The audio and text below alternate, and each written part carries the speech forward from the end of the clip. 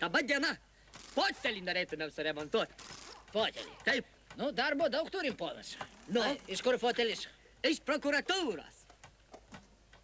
Jie ten ką, visą išpratėjo baldus laužyti. Va, ką tik stalą remontuojama atnešė, kažkoks kongresmenas kumščių sudaužė. Dabar fotelis pasirodo sudaužytas. Ponas, šitas nurašytas. Ant jo jaunystėje Paulauskas sėdėjo. Jaunystėj. Taip. Ko jis taip neramiai sėdėjo, kad sulaužytas? Čia tam laikotarpį kursi Jolanta. Žinai dviese, koks svoris. Žinai, gal palauksi.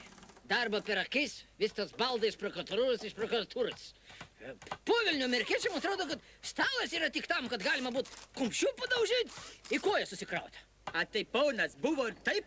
O tai ką tu galvoji? Tai kaip Williamsas dėl naftos derėjosi, stalą atnešė. Prisimenu. Taigi amerikiečiai visi buvo kojas ant stalo susikrovę. Aha. Aha, tai va tu būsiai, kur amerikiečiai sėdėjo, ten stalas nubrūžintas. Nu? A vat kur mūsiškiai sėdėjo, tai ten likę tik tai žymės nuo vandens stiklinių.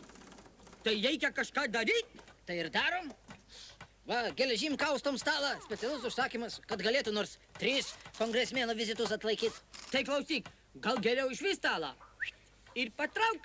Nu, irgi siūlėm stalą išnešti, bet matyt bijo, kad jo paties nepadaužyto. A tai klausyk, tada galima stalą paimti va nuo vienos sienos iki kitos. Nei tarpelio. Taigi siūlėm, bet irgi sako, nereikia. A tai ką dabar darys Petničia, ha? Jau daro. Ką? Eina pas Noreiką, ima pamokas, kaip rėkti. Atsikirst mokosi. A, daugiau? O daugiau paprašė, kad ateitų pastovėtų Patackas, kai atvažiuos kongresmenas. Žinai Patacką? Žinau. Jis vaikinas paprastas iš Ančio, jeigu ką pavardės neklauso. Žiūrėk, a tai kada fotelį? Fotelį kada? Fotelį. Aha. Kada? Žinai, su foteliu gal ateik kitais metais. A kodėl?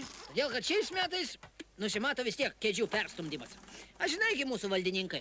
Žinau, aliavot storarūrė, ja?